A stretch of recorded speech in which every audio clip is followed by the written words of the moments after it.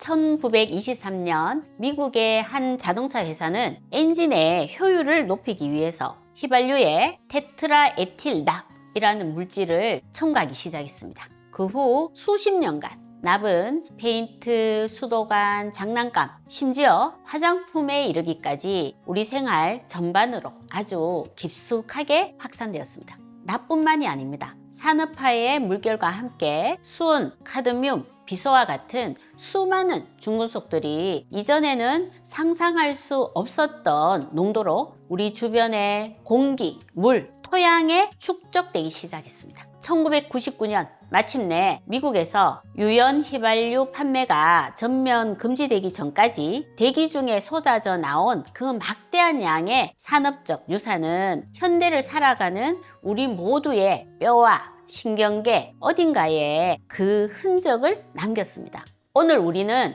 이 거대한 산업화의 유산이 어떻게 감각기관 중 하나인 청각 시스템을 공격하고 있는지에 대한 이야기를 시작하려고 합니다. 중금속에 대한 이야기입니다.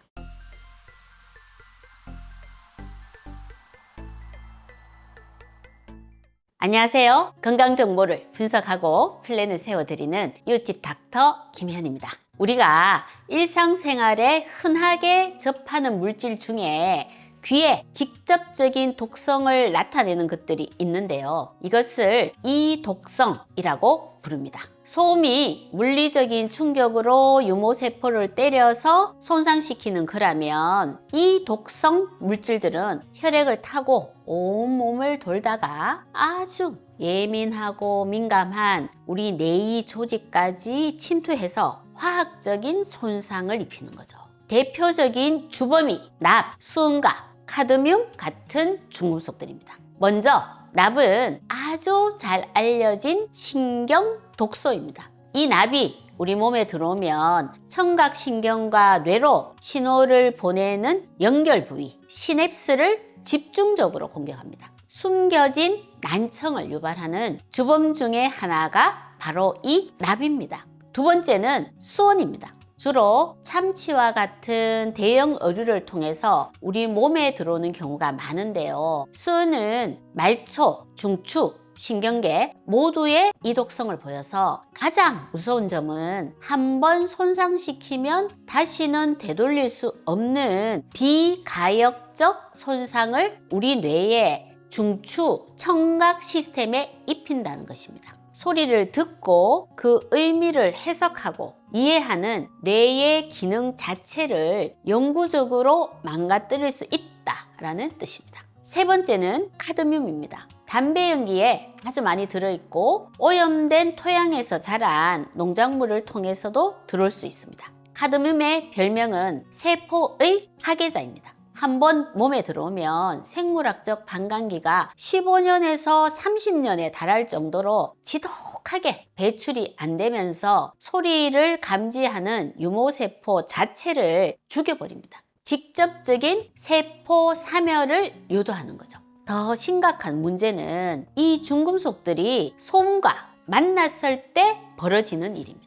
여러 연구에서 일관되게 나타나는 결과가 있는데 중금속과 소음에 동시에 노출이 되면 각각 따로 노출되었을 때보다 훨씬 더 파괴적인 청력의 손상이 일어난다는 점입니다. 직업 환경에서 소음과 이독성 금속에 동시 노출되는 분들은 각각 검사를 했을 때는 노출 기준 이하로 측정되었더라도 이것이 합쳐졌을 때 청력 손상의 위험이 더 커질 수 있음을 반드시 아셔야 합니다. 서로 파괴력을 증폭시키는 상승작용이 일어나는 거죠.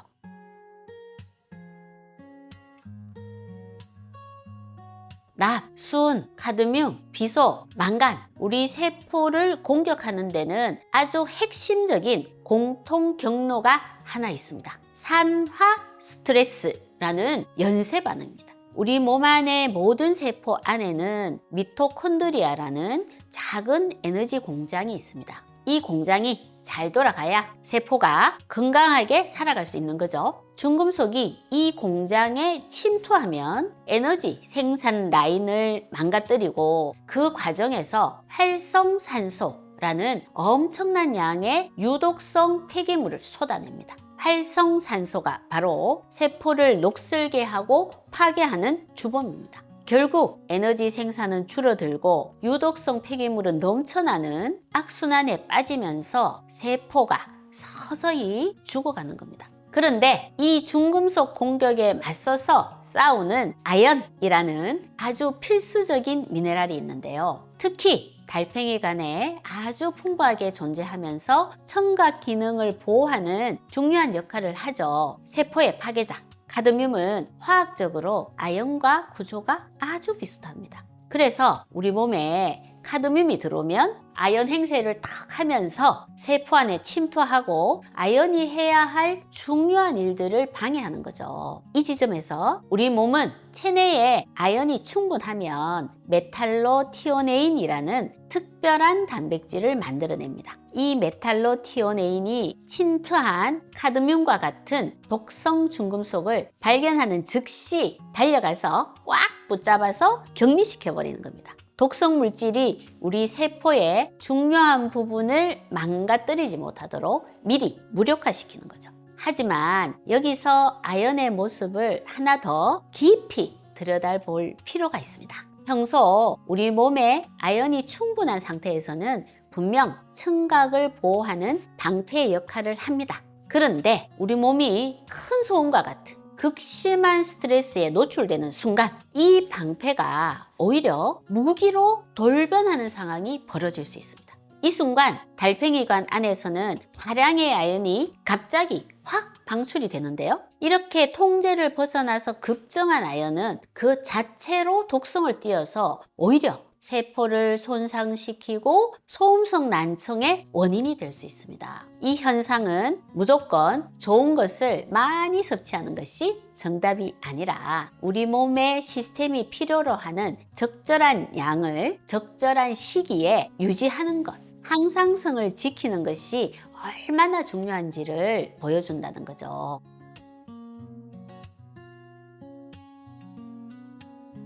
해결하기 위해서 우리는 무엇을 할 수 있을까요? 크게 3단계 전략으로 접근해야 합니다. 1단계는 노출 완화, 즉 회피입니다. 내가 일하는 환경, 내가 사는 곳의 수질, 그리고 나의 생활 습관, 흡연이나 특정 식단을 점검해서 중금속 노출의 가능성이 있는 원인을 파악하고 차단하는 것이 모든 치료의 시작입니다. 2단계는 의학적 감독 하에서의 해독입니다. DMSA나 EDTA와 같은 전문 의약품을 사용하는 킬레이션 요법은 혈액 검사상으로 명확하게 중독으로 확진된 환자에게 반드시 자격을 갖춘 의사의 엄격한 감독하에 시행되는 강력한 의료행위입니다. 이 치료는 필수 미네랄까지 함께 배출시킬 수 있는 위험이 따르기 때문에 단순히 몸에 좋을 것 같다는 생각으로 개인적으로 시도해서는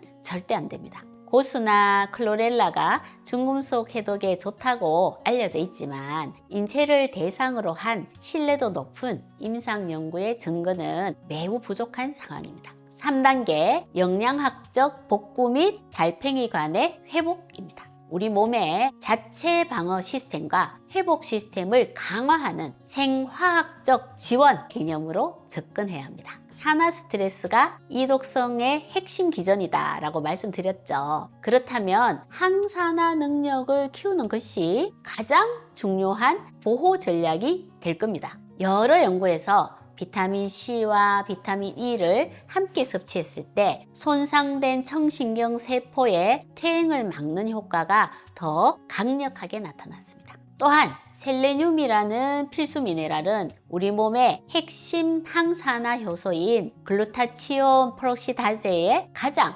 중요한 구성 성분입니다. 그리고 이 모든 전략의 가장 핵심적인 초석은 전략적인 아연 보충입니다. 내 몸의 아연 상태를 점검하고 만약 결핍 상태라면 이를 교정하는 것은 청각 시스템의 회복 탄력성을 높이고 중금속으로 인한 추가적인 손상을 막는 데 있어서 가장 기본적이고 중요한 전략이 될 것입니다.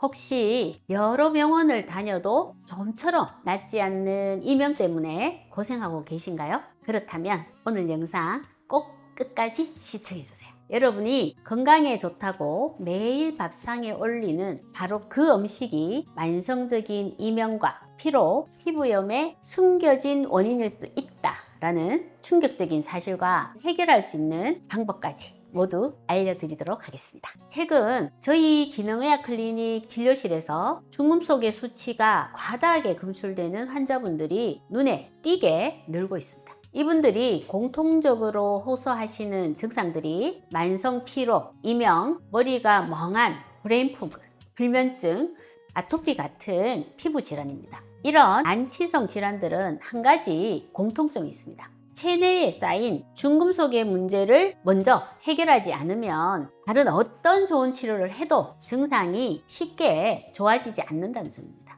환경오염은 점점 심해지고 우리가 매일 먹고 쓰는 수많은 제품들이 충분한 검증 없이 우리 생활에 들어오고 있는 현실입니다. 그래서 오늘부터 국민 음식 속 중금속과 어떤 음식을 통해서 우리가 중금속에 노출되는지, 우리 몸에 어떤 병을 만드는지, 대처법은 무엇인지 여러분과 함께 하나씩 파헤쳐 보도록 하겠습니다. 그렇다면 이 중금속이 어떻게 이명과 같은 증상으로 이어질 수 있을까요? 진료실에서 뵙는 안타까운 사례들의 공통점을 하나 말씀드릴게요. 밤낮 없이 윙하고 소리에 시달리는 이명, 또는 새벽마다 꼭 두세 번씩 깨서 다시 잠들기 힘든 불면증, 아토피 피부염, 이런 증상들로 오랫동안 고생하신 분들이 정말 많습니다. 이분들은 이미 여러 병원을 다니며 온갖 검사를 다 해봤지만 돌아오는 대답은 늘 특별한 이상이 없습니다. 결국 답답한 마음에 저희 병원을 찾아오시곤 합니다. 하지만 기능의학적인 관점에서는 눈에 보이는 증상이 아니라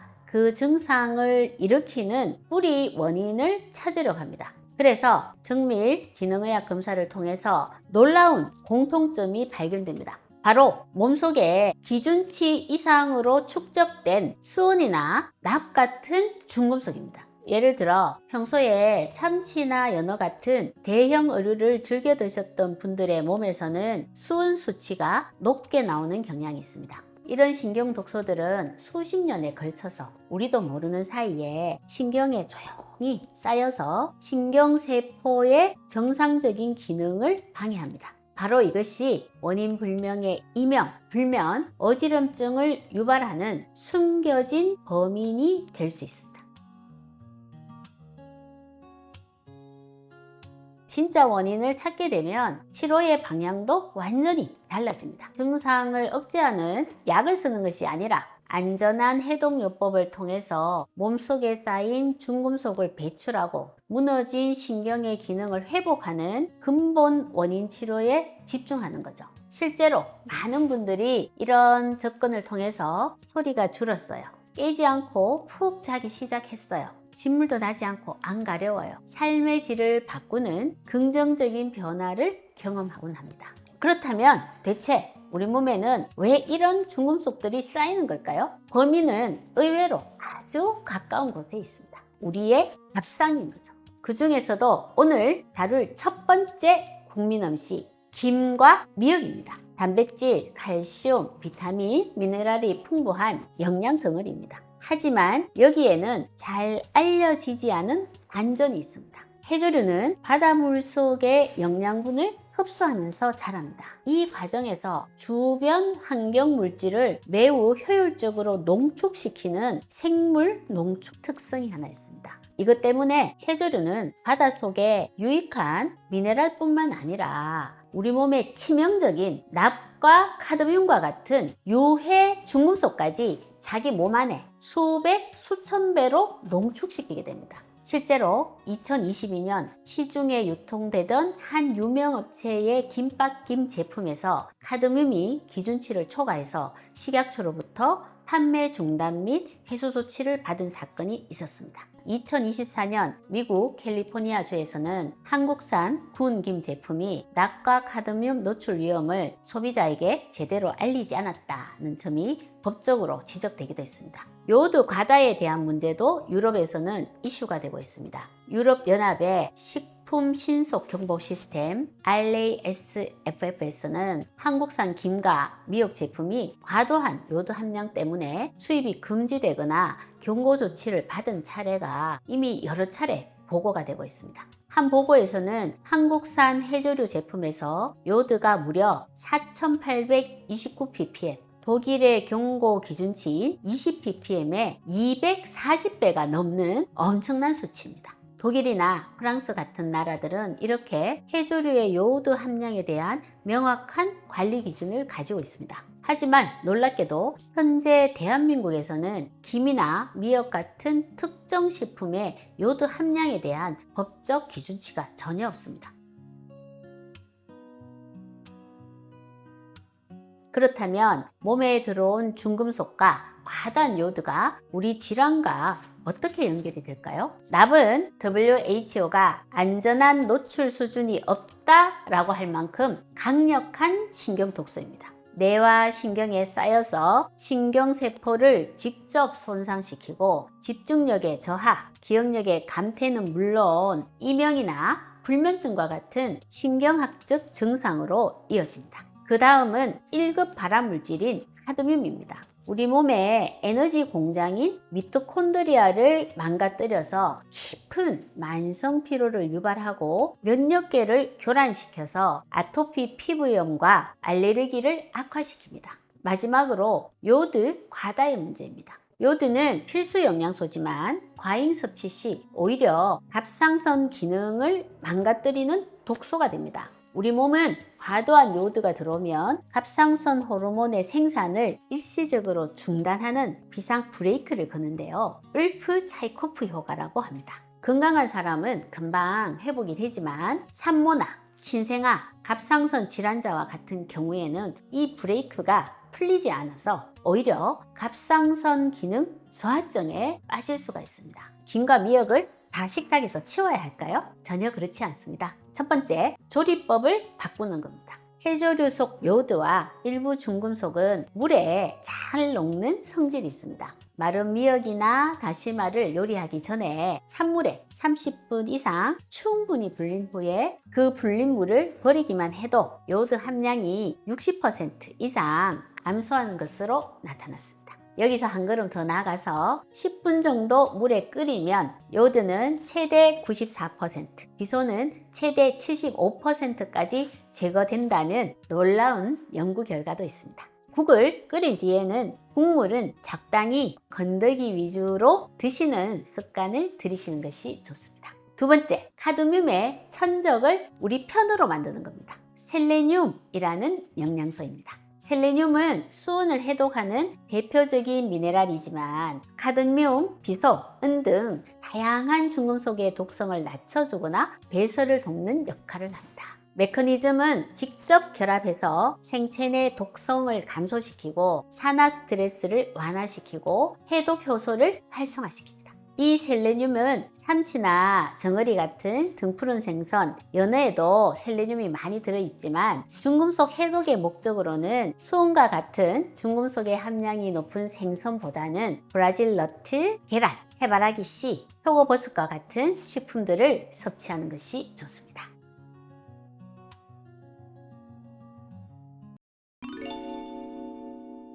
아마 다들 집에 꿀 한 병씩은 다 가지고 계실 거예요. 몸에 좋다고 하니까 큰맘 먹고 사두긴 했는데 막상 먹어보면 이게 어디가 어떻게 좋아지는 거지 하고 고개를 갸우뚱할 때가 많죠. 혹시라도 이런 경험이 있으시면 오늘 제 얘기가 아마 도움이 되실 겁니다. 하지만 그 전에 아주 중요한 전제 하나가 있습니다.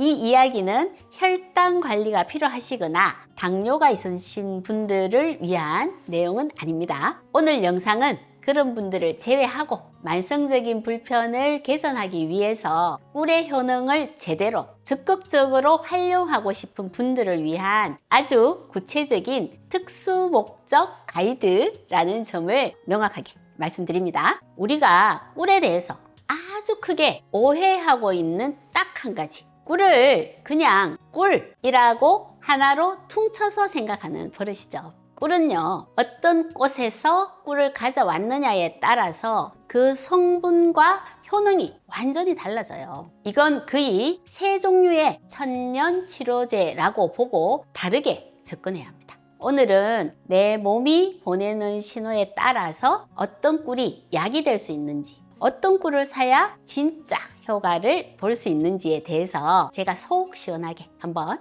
정리해 드릴게요. 첫 번째는 밤꿀입니다. 혹시 만성위염이나 위궤양 때문에 늘 속이 쓰리고 불편한 분들 계시죠? 밤꿀을 약처럼 한번 챙겨 드셔보세요. 위염이나 위궤양, 심하면 위암까지도 일으키는 나쁜 균으로 헬리코박터 파일로리 균을 뽑잖아요. 제가 예전에 흥미로운 연구 결과를 하나 본 게 있는데, 우리나라에서 나오는 꿀 5가지를 가지고 어떤 게 헬리코박터 균을 가장 잘 죽이나 이걸 비교해 본 게 있었어요. 압도적인 1등이 바로 이 밤꿀이었습니다.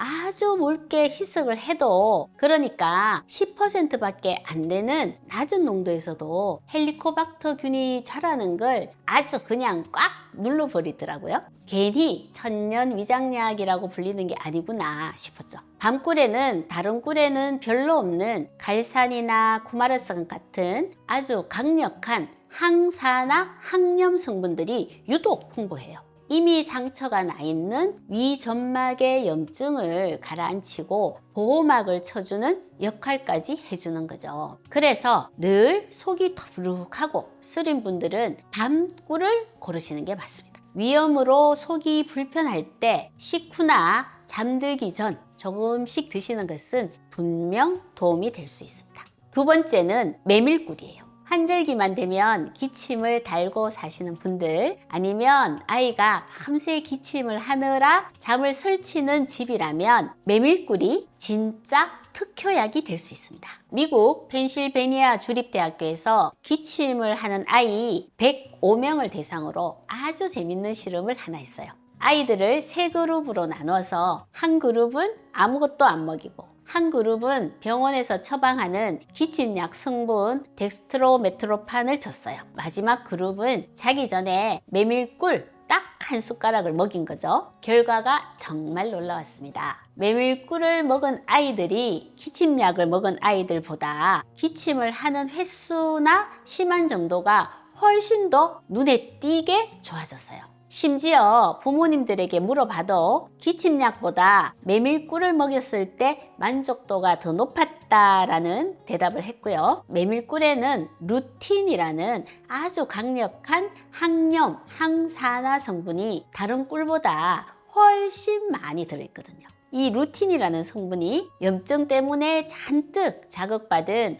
호흡기 점막을 진정시켜주고 혈관벽도 튼튼하게 해주기 때문에 그런 효과가 나타나는 겁니다. 단, 만 12개월 미만의 아이는 금지입니다. 1세 이상이 되면 2.5에서 5ml를 잠들기 전에 사용해 보세요. 세 번째는 아카시아 꿀입니다. 밤에 잠들기가 너무 힘들다, 자꾸 자다 깨다를 반복한다, 이유 없이 마음이 불안할 때가 잦다, 이런 분들은 아카시아 꿀이 도움이 될 수 있습니다.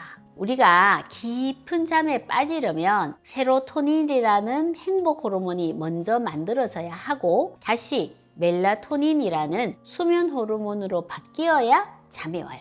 이 과정에서 반드시 필요한 재료가 트립토판이라는 아미노산이거든요. 자기 전에 아카시아 꿀을 딱 한 스푼 먹잖아요. 그럼 일단 꿀에 있는 당분 때문에 인슐린이 살짝 나와요. 이게 무슨 역할을 하냐면, 뇌로 들어가려고 줄을 수 있던 다른 아미노산들한테 너희들 잠깐 길 좀 비켜봐 하고 길을 터주는 거예요. 덕분에 가장 중요했던 트립토판이 뇌로 쌩 들어가서 세로토닌과 멜라토닌을 넉넉하게 만들어내는 거죠. 아카시아 꿀에는 크리신이라는 특별한 플라보노이드 성분도 있는데 우리 뇌에서 불안감을 줄여주는 신경 전달 물질 가바를 활성화시켜서 마음을 편안하게 해주는 효과도 있고요. 혹시 잠 못 드는 밤이 있다면 수면제부터 찾지 마시고 따뜻한 물에 아카시아 꿀 한 스푼 타서 드셔보시는 건 어떨까 싶네요.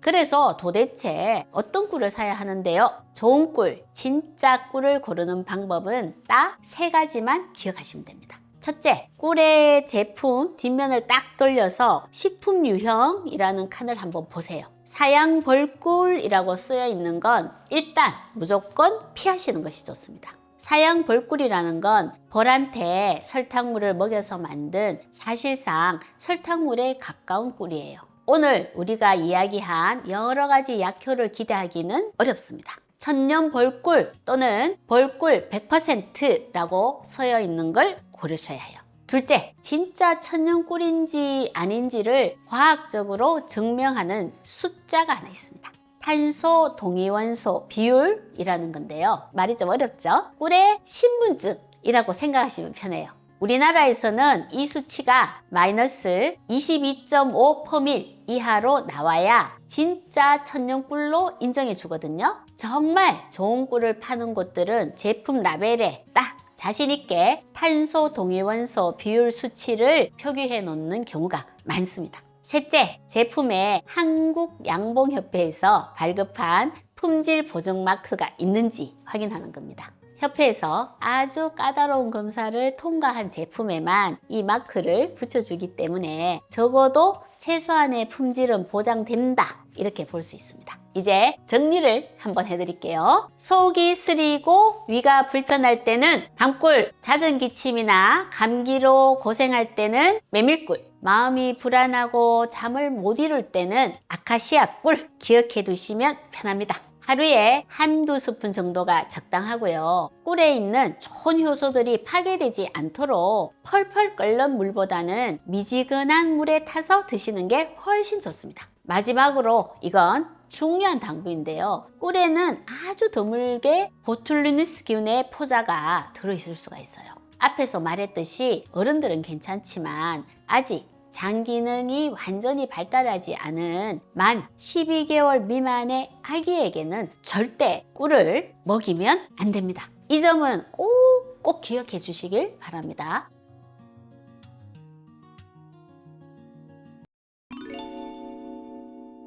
뒤에서 이명이 들릴 때 우리는 보통 소리가 좀 불편하네 하고 넘기는 경우가 많죠. 하지만 그 순간 우리 몸속에서는 신경과 혈관, 심지어 뇌까지도 손상되고 있을지도 모릅니다. 그런데 만약 이 모든 문제의 시작점이 귀가 아니라면 어떨까요? 제가 많은 이명 환자들을 치료하면서 보니 이명은 우리 몸 전체에서 벌어지고 있는 훨씬 더 근본적인 문제, 몸의 기능이 전반적으로 고장이 났다라는 신호를 가장 먼저 보여주는 현상인 경우가 많았습니다. 귀에서 삐 소리가 들릴 때 그건 우리 몸 전체의 대사가 고장났다는 뇌의 경고음일 수 있습니다. 소리를 듣는 청각 시스템을 망가뜨리는 이 손상들의 원인을 거슬러서 올라가 보면 아주 작은 세포와 혈관 단위에서 벌어지는 몇 가지 핵심적인 문제들과 마주하게 됩니다.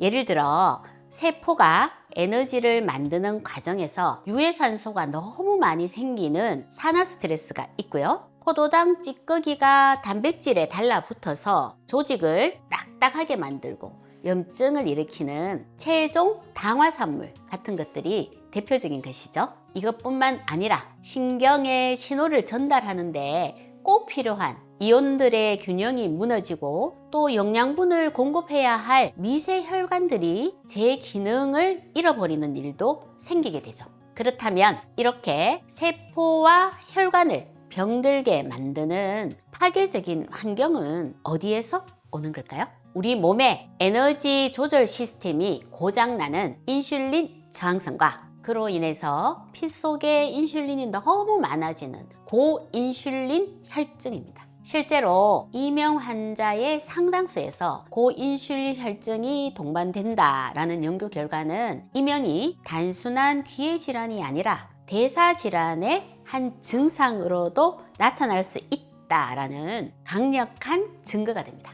물론 혈당이 높은 것 그 자체도 세포에겐 독처럼 작용해서 문제지만 고인슐린 혈증은 그 자체만으로도 우리 귀 안쪽의 이온 펌프 기능을 망가뜨립니다. 결국 소리를 전기 신호로 바꾸는 과정 자체가 엉망이 되는 거죠. 인슐린 저항성은 혈관의 안쪽 세포를 손상시켜서 혈관을 좁게 만들고 귀로 가는 혈액의 공급을 줄이게 됩니다. 특히 우리의 이 달팽이관은 다른 예비혈관이 없는 아주 예민한 구조라서 미세한 혈류 장애에 극도로 취약할 수밖에 없어요. 산소와 영양 공급이 끊긴 청각세포는 서서히 죽어갈 수밖에 없습니다. 우리 몸의 대부분의 조직은 한쪽 혈관이 막히더라도 다른 혈관에서 혈액을 공급할 수 있도록 하는 예비혈관이 있습니다. 그림을 보시면 손으로 가는 한쪽 혈관이 막히더라도 다른 혈관으로 혈액을 공급할 수가 있죠. 하지만 달팽이관으로 가는 혈관은 하나밖에 없어서 이 혈관이 막힐 경우에 대신 혈액을 공급할 예비혈관이 없습니다. 또 다른 문제는 대사 기능에 이상이 생기면 우리 몸은 만성적인 염증 상태가 됩니다. 이 염증 물질들이 피를 타고 돌아다니다가 뇌를 보호하는 장벽을 약하게 만들고 결국 뇌 안으로까지 침투하게 되죠. 소리를 인식하는 뇌의 청각 피질 영역에 신경염증이 생기면 뇌는 손상된 귀에서 신호가 줄어드는 것을 보상하려고 비정상적으로 흥분하기 시작하는데 바로 이 과흥분 상태가 이명이라고 느끼는 비정상적인 신경 흥분으로 생긴 가상 청각 신호입니다.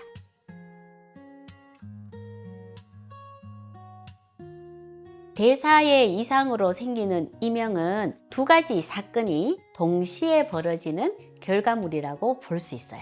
첫 번째는 대사의 이상 때문에 귀의 말초신경과 혈관이 손상되는 것이고 두 번째는 그와 동시에 뇌의 중추신경계에 염증이 생겨서 과흥분 상태가 되는 것입니다. 사실 귀가 좀 손상이 되었다고 해서 무조건 이명이 생기는 건 아니에요. 하지만 여기에 뇌의 염증이라는 조건이 더해질 때 비로소 이명이라는 현상이 나타날 가능성이 극적으로 높아지게 되는 거죠. 난청이 있는 모든 사람에게 이명이 생기지 않는 이유도 이렇게 설명할 수가 있습니다. 따라서 우리 몸의 기초를 다시 세우는 이 과정은 영양학, 운동과학, 그리고 행동과학이라는 세 개의 큰 기둥 위에서 체계적으로 진행되어야 합니다. 가장 먼저 영양학적인 접근은 식단 모델을 근본적으로 바꾸는 것에서 시작합니다. 단순히 특정 음식을 먹거나 피하는 수준이 아니라 대사 환경 자체를 바꾸는 것을 목표로 해야죠. 인슐린 감수성을 개선하고 만성 염증을 줄이는데 효과가 입증된 지중해식 식단이 좋은 예가 될 수 있습니다. 가공되지 않은 통곡물, 신선한 채소와 과일, 건강한 지방이 풍부한 올리브유를 중심으로 구성이 되어서 혈당을 안정시키고 염증 반응을 낮추는데 직접적으로 도움을 줍니다. 신경계의 과도한 흥분을 진정시키는 마그네슘, 세포를 보호하는 아연, 신경세포의 보호막을 건강하게 유지하는 비타민 B12와 같은 특정 영양소들을 전략적으로 보충해 주는 것이 좋은데 이건 단순히 영양제를 챙겨 먹는다는 개념을 넘어서 대사 이상으로 손상된 시스템의 특정 부분을 정밀하게 복구하는 과정과 같습니다. 두 번째 기둥인 운동과학은 혈당 조절을 위한 즉각적인 대응과 신체 시스템의 장기적인 개선, 이 두 가지 목표를 동시에 가져가야 합니다. 매 식사 후에 하는 맨몸 스쿼트나 가벼운 걷기 같은 저강도 운동은 밥을 통해서 들어온 포도당을 인슐린의 추가적인 도움 없이 바로 근육에서 에너지원으로 사용하게 만들어줍니다. 식후에 혈당과 인슐린이 치솟아서 혈관과 신경에 부담을 주는 상황을 막는 가장 효과적인 방법 중 하나죠. 장기적으로는 몸 전체의 인슐린 감수성을 근본적으로 개선하는 전략도 필요합니다. 고강도 인터벌 트레이닝, 히트가 효과적이지만 이명 환자분들은 어지럼증이나 균형 문제를 동반하는 경우가 많기 때문에 시선 안정화 운동 등을 결합한 수정된 히트 방식을 적용하는 것이 안전하고 효과적입니다. 마지막 행동과학의 영역에서는 우리의 일상 습관을 조금만 바꿔서 대사 건강에 결정적인 영향을 미치는 전략들을 살펴볼 수가 있습니다. 식사의 순서를 바꾸는 것은 돈이나 특별한 노력 없이도 실천할 수 있는 가장 강력한 방법 중에 하나예요. 식이섬유가 풍부한 채소와 단백질을 탄수화물보다 먼저 먹으면 음식물이 위장에 머무는 시간이 길어져서 포도당이 혈액으로 흡수되는 속도가 눈에 띄게 느려집니다. 그 결과 식후 혈당과 인슐린의 수치가 급격히 오르는 것을 막을 수 있죠. 잠을 잘 자는 것도 대사 건강과 직결됩니다. 단 하룻밤만 잠을 설쳐도 우리 몸의 인슐린 저항성은 크게 올라가고 스트레스 호르몬과 염증 물질 수치도 높아집니다. 양질의 수면은 이명의 근본 원인인 신경염증을 억제하는 적극적인 치료 행위가 될 수 있습니다. 이렇게 만들어진 선순환의 고리는 대사 건강을 회복시키고 결과적으로 이명이 생길 수밖에 없었던 몸의 환경 자체를 근본적으로 바꿔나가는 거죠.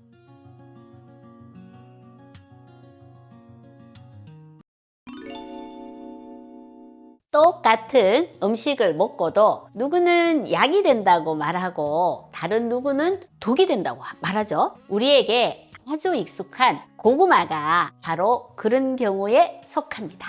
어떤 분은 고구마 덕분에 화장실을 시원하게 가지만 또 어떤 분은 오히려 변비가 심해지고 배에 가스만 찬다라고도 이야기하거든요. 왜 이런 차이가 생기는 걸까요? 답은 고구마 자체에 있는 게 아닙니다. 그 고구마를 만나는 우리 몸의 상태, 생체 개별성이라는 것 때문인데요. 오늘은 이 고구마를 통해서 우리 몸이 음식을 어떻게 받아들이고 반응하는지 그 원리를 한번 쉽게 풀어보려고 합니다.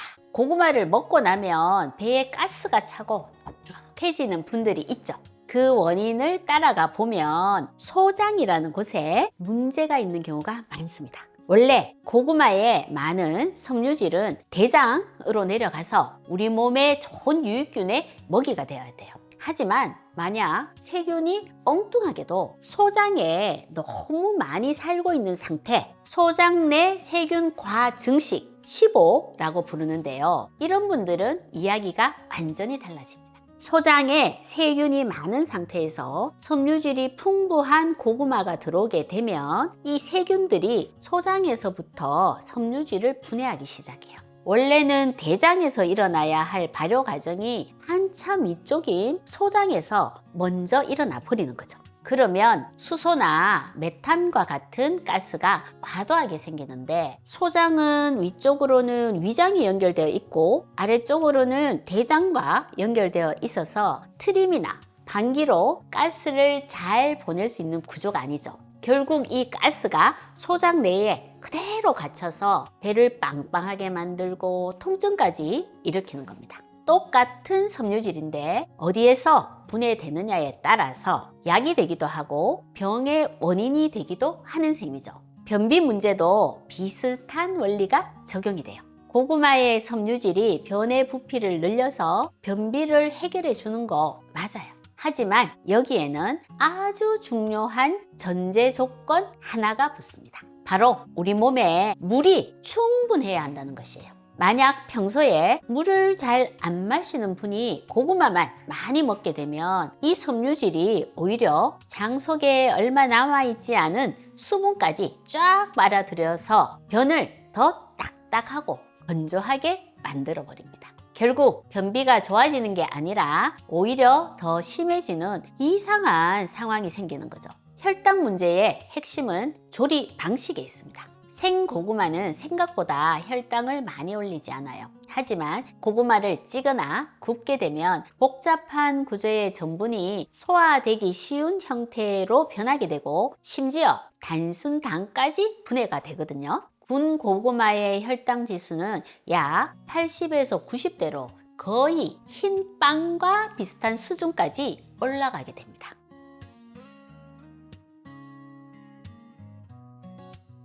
이런 문제들을 좀 더 깊게 들여다보면 결국 두 가지 핵심적인 우리 몸의 상태로 정리가 됩니다. 첫 번째는 장내 미생물 환경, 특히 소장이 건강한가 하는 문제고요. 두 번째는 개인의 인슐린 감수성입니다. 인슐린 감수성은 혈당을 조절하는 호르몬인 인슐린에 우리 몸의 세포들이 얼마나 잘 반응하는지를 말해주는 건데요. 인슐린 감수성이 좋은 사람은 고구마처럼 혈당을 확 올리는 음식을 먹어도 인슐린이 제 역할을 잘해서 혈당 속 포도당을 세포 안으로 속속 넣어서 에너지로 사용합니다. 세포가 인슐린의 말을 잘 안 듣는 상태에서는 갑자기 들어온 포도당을 제대로 처리하지를 못해요. 이게 바로 식후 혈당이 치솟는 혈당 스파이크로 이어지고 장기적으로는 우리 몸에 큰 부담을 주게 됩니다. 고구마가 좋고 나쁜 건 절대 아니에요. 장내 미생물 환경과 인슐린 감수성이라는 조건에 따라서 결과가 달라지게 되는 거죠. 그래서 우리는 내 몸은 고구마를 잘 받아들일 준비가 되어 있나? 라고 질문을 바꿔야 됩니다. 우리는 이제 뭘 어떻게 해야 할까요? 내 몸의 상태에 맞춰서 고구마를 먹는 몇 가지 구체적인 방법을 알려드릴게요. 가장 먼저 혈당 관리가 중요하거나 인슐린 저항성이 걱정되는 분들을 위한 전략이에요. 조리된 고구마를 차갑게 식혀서 먹는 겁니다. 뜨겁게 조리하는 과정에서 소화되기 쉬운 형태로 변했던 전분이 식으면서 분자 구조가 다시 단단하게 바뀌거든요. 이렇게 만들어진 저항성 전분은 말 그대로 우리 몸의 소화 효소에 저항하는 성질이 있어서 혈당을 거의 올리지 않고 대장까지 무사히 내려가서 장내 유익균의 훌륭한 먹이가 되어줍니다. 이건 장기적으로 장 건강과 인슐린 감수성을 개선하는 데도 도움을 줄 수가 있어요. 그러니 찐 고구마나 군 고구마를 만든 뒤에 바로 드시지 말고 냉장고에 최소한 서너 시간 이상 충분히 식혔다가 차가운 상태 그대로 드시는 습관을 들여보세요. 여기에 몇 가지 음식을 지혜롭게 조합하면 효과를 더 극대화할 수 있습니다. 예를 들어 식힌 고구마에 익스트라 버진 올리브 오일을 살짝 뿌리거나 깬 아보카도를 곁들여 보세요. 이런 건강한 지방이나 삶은 계란과 같은 단백질과 함께 먹으면 음식이 위에서 소장으로 내려가는 속도가 자연스럽게 느려집니다. 덕분에 포도당이 혈액으로 흡수되는 속도도 완만해져서 혈당 스파이크를 막을 수 있죠. 샐러드에 발사믹 식초처럼 산이 들어간 드레싱을 곁들이는 것도 아주 좋은 전략이에요. 식초에 아세트산 성분이 위의 배출 속도를 늦춰줄 뿐만 아니라 근육세포가 포도당을 더 잘 사용할 수 있도록 도와주는 거거든요.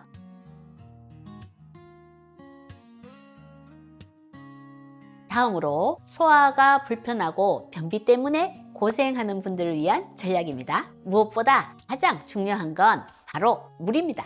고구마의 섬유질을 물을 빨아들이는 스펀지에 비유할 수가 있어요. 물이 충분하면 이 스펀지가 부드럽고 커져서 장을 잘 통과하지만 물이 부족하면 오히려 딱딱한 벽돌처럼 변해서 변비를 악화시킬 수가 있습니다. 하루 동안 충분한 양의 물을 의식적으로 꾸준히 마셔서 섬유질의 스펀지가 제 역할을 할 수 있는 촉촉한 환경을 만들어 주셔야 합니다.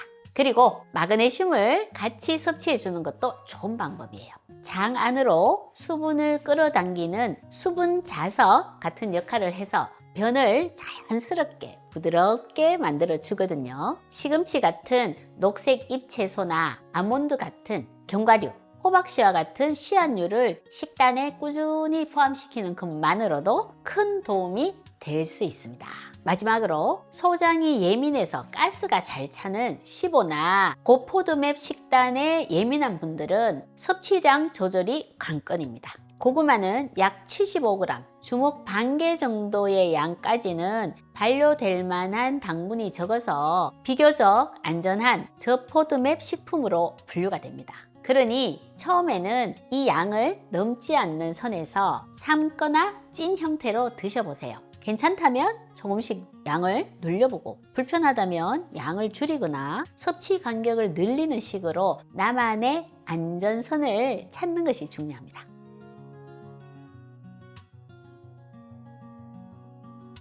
고구마라는 하나의 식품을 내 몸에 딱 맞는 최적의 맞춤형 약으로 지혜롭게 활용할 수 있게 될 겁니다. 지금까지 하이맵 의원 원장 김혜연이었습니다. 감사합니다.